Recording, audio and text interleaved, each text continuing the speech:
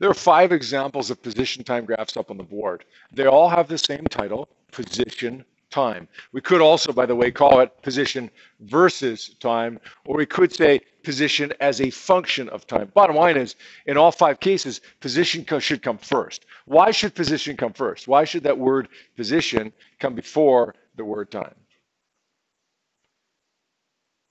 Yeah. Good. The first word listed in your title should always be the word that's on the y-axis. So if it's position time, position versus time, position as a function of time, the first word listed will always be on the y-axis. Now, probably on Monday, you're going to do an activity with involving constant velocity. You're going to end up plotting a graph on Google Sheets, and you're going to title that graph position versus time.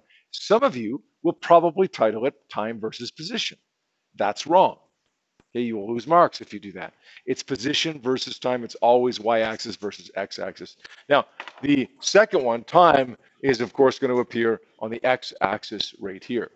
Now, one of these is the manipulated variable, and one of these is the responding variable. The manipulated variable always goes on the same axis, and the responding variable always goes on the same axis as well. Which one is manipulated? Green or red? Green or blue? Green.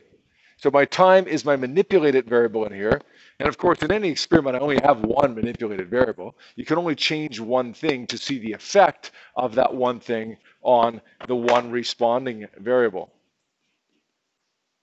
One manipulated variable, one responding variable, and then as far as control variables go, we don't plot those because they stay the same through the whole experiment. We're not trying to find any kind of relationship with control variables. If we had more than one manipulated variable, you can imagine the trouble we'd come into, right? We manipulate 4 different variables, and we find that the temperature increases. Well, what caused the temperature increase? Was it variable 1, 2, 3, or 4? That's why we only have one. Okay, that's why we only have one manipulated variable. All right, 5 shapes here, all position versus time. Who can tell me what the first shape represents? If this is a car traveling on the highway, what's happening to this car right now? Yep, good, constant velocity. You could say constant positive velocity because it's in the positive direction, but I'd accept constant velocity as well.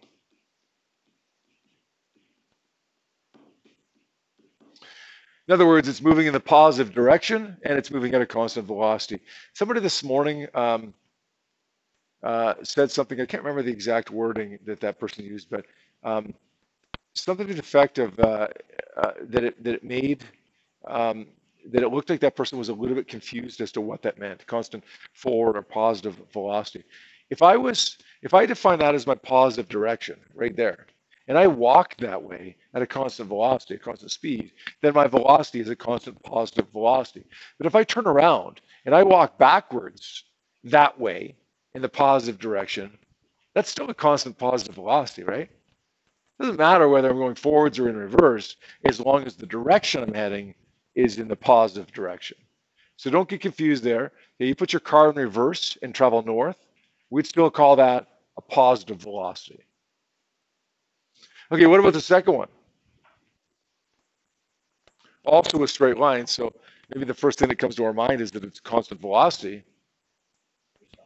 Yeah, it's stopped. You could say a constant velocity of 0, or you could just say it's stopped, or you could say it's not moving, or something to that effect. It's stopped. You can see clearly here that the position at this moment in time is exactly the same as the position at this moment in time. Therefore, it's got to be stopped. Third one. Also a straight line, 3 straight lines in a row. Yeah, it's constant negative velocity or constant velocity in a negative direction. So maybe you're coming back from Calgary. Doesn't mean you're driving in reverse back from Calgary. That would be awkward. Driving on the highway in reverse on the way back from Calgary. You're driving forwards, right? You're driving in 4th gear or whatever, forwards. It's just that you're traveling in the negative direction. It's a constant negative velocity. 4th one, it's accelerating, it's speeding up. Sometimes we say a positive acceleration because when you slow down, technically that's an acceleration as well.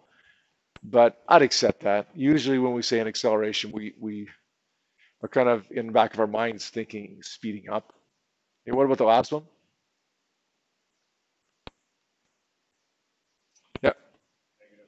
Yeah, you could say negative acceleration, or you could just say deceleration, slowing down.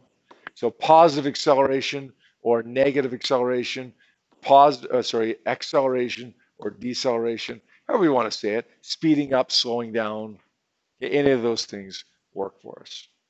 I gave you a couple examples yesterday. The first one, well, they were both impossible.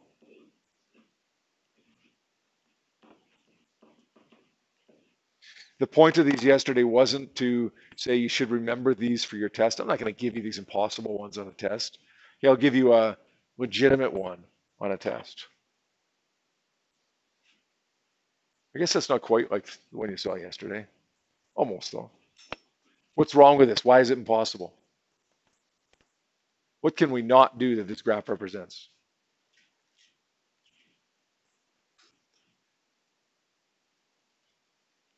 Let's go back in time to yesterday when we were talking about this one and see if you can figure out what we're doing on this that doesn't make any sense, okay?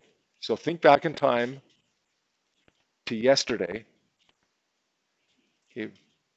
Not in the future, but go back in time to yesterday when we went over this yesterday and see if you can remember what's wrong with this. Janae? Yeah, we can't go back in time, except psychologically, memory-wise, back in time to yesterday to come up with the answer here. It says we're going back in time. Look, it's speeding up, and then it's doing what? Well, it looks like it's slowing down, but slowing down as it goes back in time, which of course can't happen. Again, don't worry about that as per se. It's not going to be on a test, but we want you to be able to work through new ones. Okay. Here's one more. This one is possible, by the way. So this one could conceivably appear on a test. Position versus time, but we're going to make it a little bit trickier because this time it goes through the x-axis here.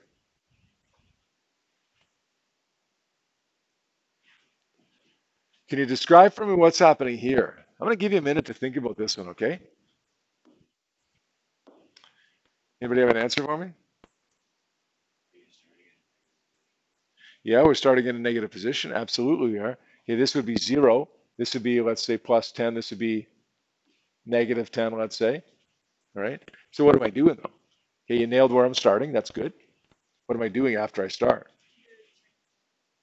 Yeah, I'm turning around. I'm going at a constant velocity, but I'm actually, as much as this looks like it's speeding up, because it's below the x-axis, it's actually,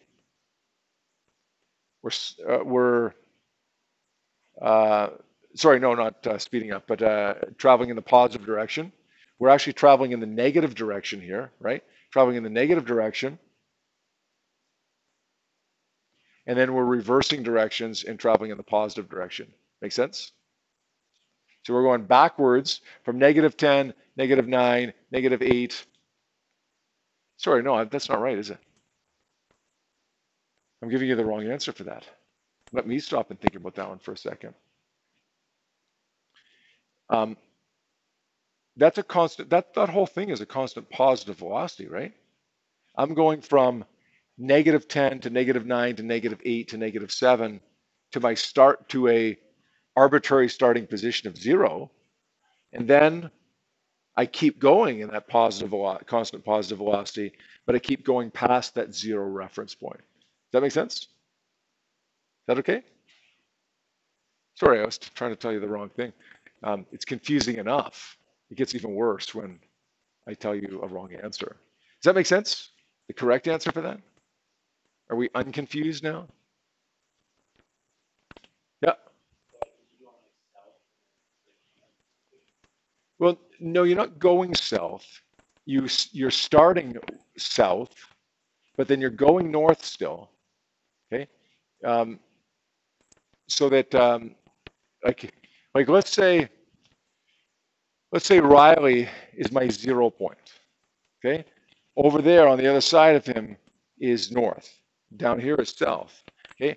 I'm traveling to the north right now, negative 5 meters, or negative, let's say I'm 10 meters away from him. Negative 10, negative 9, negative 8, negative 7, 6, 5, 4, 3, 2, 1. Riley, I'm at the 0 point, and I continue to go 1, 2, 3, 4. So I start in the south or the west or in the negative direction, but I'm moving in the north or the east or the positive direction the whole time. Does that make sense? Okay. Yes, that's exactly what it is. My starting position is -10 there, but all that 0 is effectively a reference point. Exactly what you said there. It doesn't mean that we're changing direction. Okay, we're going towards the 0 point from -10 to -5 to 0, and then we continue in that same direction and go in the positive direction. Okay, good. All right, let's take a look at some analysis of these graphs here now. You see up on the board right now, well, just an x-axis and a y-axis. Let's label them position versus time. Let's put position in meters, and let's put time in seconds. It's not always going to be that way, but that's the standard. Let's draw a graph that looks something like this. Let's make this position up here, let's make it 10 meters. Let's make this 5 seconds, and this, let's make this 10 seconds. By rights, I should probably have more numbers labeled on my graph, but this works for us because it's all the important parts. We want to see now how to find position on a position time graph.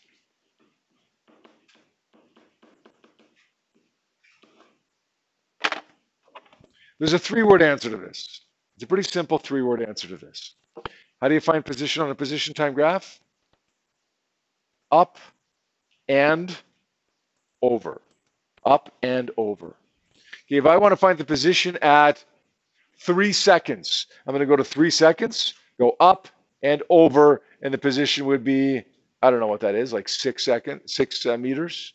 If I want to find the position at 8 seconds, I'll go up and over, and the position will be 10 meters. So if I want to find the position on the position time graph, all I got to do is go up and over. Done.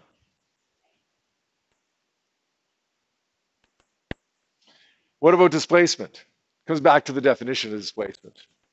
How did we define displacement on the very first day of class? The change in position. The change in position. So if I know how to find position already by going up and over, if I want to find the displacement of a change in position, then I'm going to go get one position, get another position, and then subtract them. So in other words, I'm going to go up and over twice, up and over, and then subtract. In other words, if I know how to find position, then to find displacement, all I'm going to do is say, get a position, get another position, and subtract the two of them.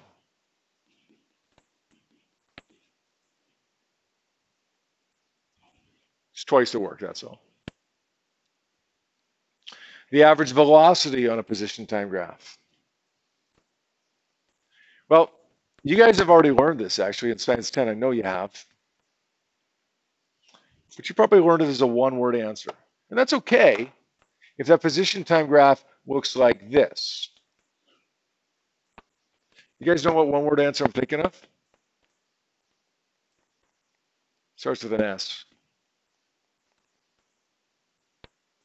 Slope. Yeah, you can use the slope for this, absolutely. But if you look at the slope which is, you guys learn it as rise over run, right? Don't you? Is that how you learn slope? You ever heard delta y over delta x? No? Okay, rise over run. What's the rise here on a position time graph? Well, the rise would be the change in position, or in other words, the displacement. And the run would be the change in time. What's delta d over delta t? Velocity. So what I'm going to suggest you do is not so much think about it as a slope, but rather think about it as a velocity, which is a displacement divided by a time. We know how to find displacement. We know how to find position. Get position once, get position twice, subtract them, give me displacement, and then divide it by time to get the velocity. But you know what? Slope works there. But if the graph looks like this, like it does at the top of the page, you can't really use a slope because it's changing. But you can still use v is equal to delta d over delta t. Get the total displacement and divide it by the total time. It will always get you the average velocity. Okay? Use slope if it's a perfect straight line, but only if it's a perfect straight line. If it's a curved line or something different happens, then you've got to use delta d over delta t. And you know what? Even if it's a straight line, you can use delta d over delta t. And finally, finding the instantaneous velocity on a position time graph. What do you think that word instantaneous means?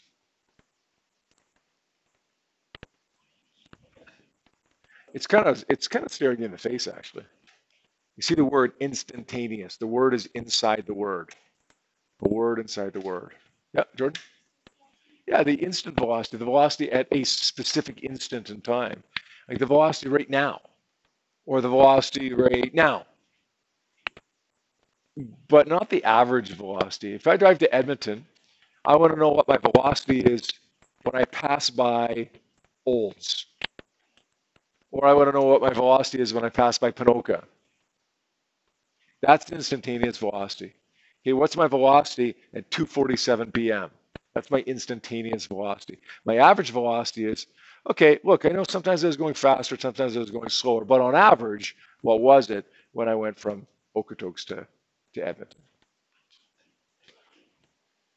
How do you find it? Well, if you got a graph that looks like this, easy. The instantaneous velocity will equal the average velocity.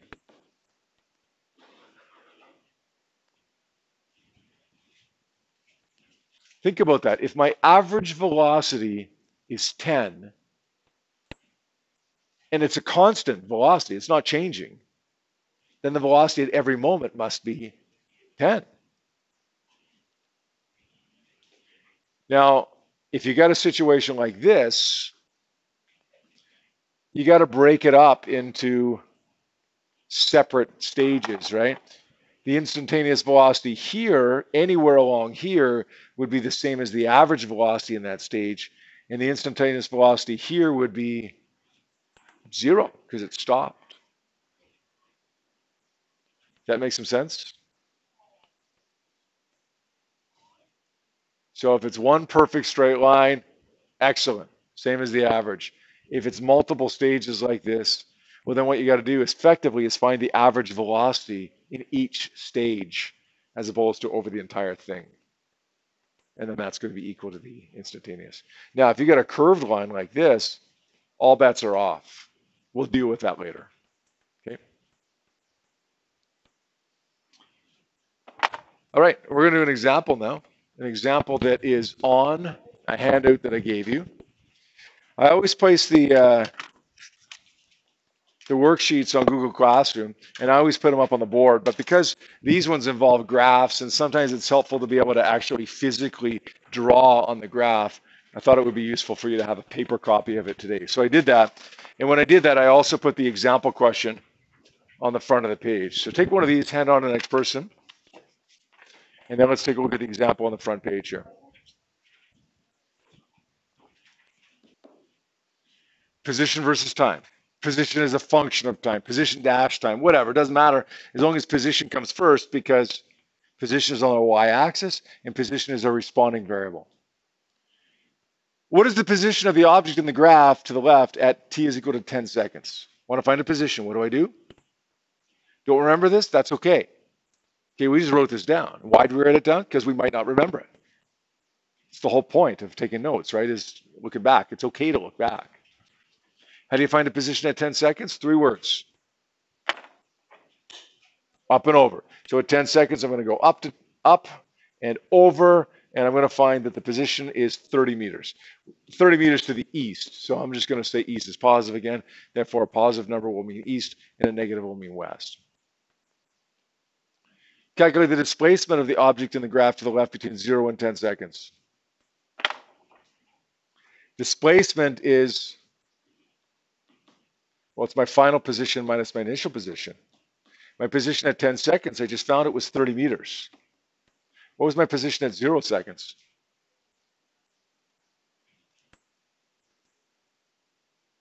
Yeah, 80.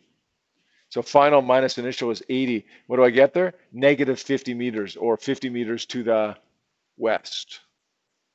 Right, I went from 80 to 30. My displacement would be negative 50. What's the average velocity of the object in the graph to the left between 0 and 10 seconds? Well, this is a nice perfect straight line, so I could do the slope of this graph, right? In fact, I am going to do the slope of this graph. It's just not the way that I'm going to be thinking of it. I'm going to think of it as v is equal to delta d over delta t, displacement over time. But really, the displacement is the rise, and I don't know what that is. It's negative 50, and time is the run. I know what that is. It's 10 seconds, which gives me negative 5.0 meters per second. So what's the velocity during this time? What's the slope during this time? Negative 5.0 meters per second, or 5.0 to the west.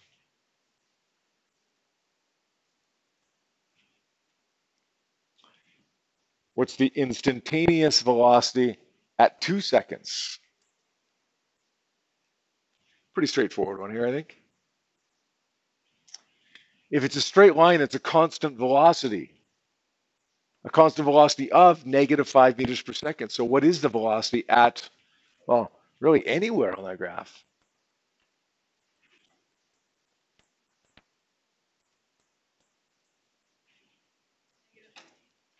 Negative 5.0. If it's a constant velocity, the velocity anywhere along that graph has to be the same, negative 5.0. Now, if something different happened, right, if the graph started going up like this, then it would only be 5 in the first section, and then it would be something else in the second section, right?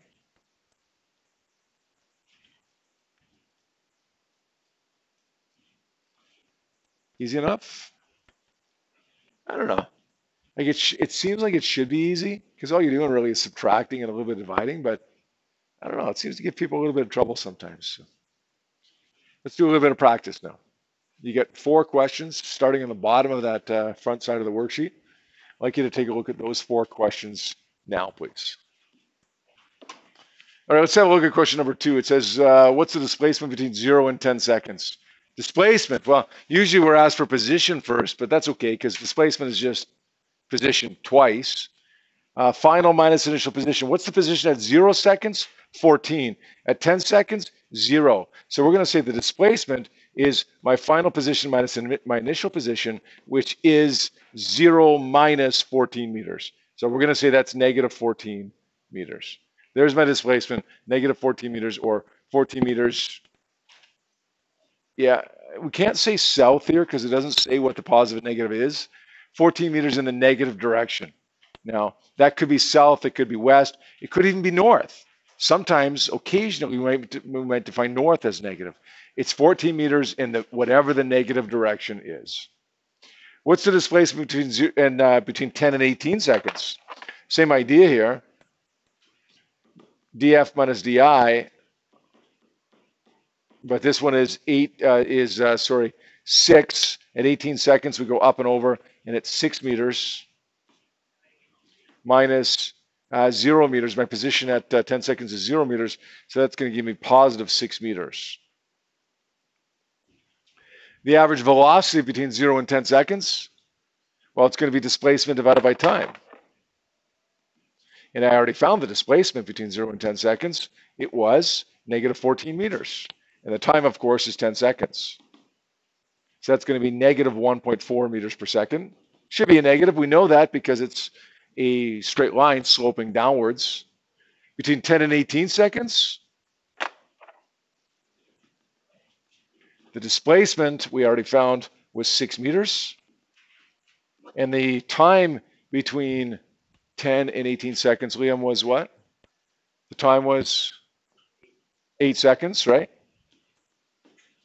Which was 0.75, positive 0.75 meters per second, which makes sense because it's a straight line sloping upwards. Now this one's a little bit trickier. What's the average velocity over the entire trip? What I don't want you to do is say negative 1.4 plus 0.75 divided by 2, right? We went through that on our practice quiz earlier today and on that worksheet that we did yesterday. We can't just add them up and divide by 2. What we got to do is take the displacement and divide it by the time, like we did in the word problems. The displacement between 0 and 18, final position is 6. The initial position is 14. My time interval is 18 seconds. So I'm going to say 6 minus 14 is negative 8. Divided by 18. 4 over 9. Negative 0.44 meters per second. Okay. Number 4. What's the position at 6 seconds? Up and over, right? There you go. Up, over, 3 meters. Position at 0 seconds, 0. That's easy. Position at 8 seconds, up and over, 5 meters. The displacement between 0 and 8 seconds. Final minus initial position, df minus di. df is, what would df be? Final position is 5 meters minus 0 meters, which is, my displacement is 5 meters. And the average velocity between 0 and 8 seconds, don't try to do anything with like a slope here or whatever. Say v equals displacement divided by time. The displacement is 5 meters, and the time interval is 8 seconds. And 5 divided by 8 is, I want to say 0.5, 0.625 meters per second. 0.625 meters per second. Good?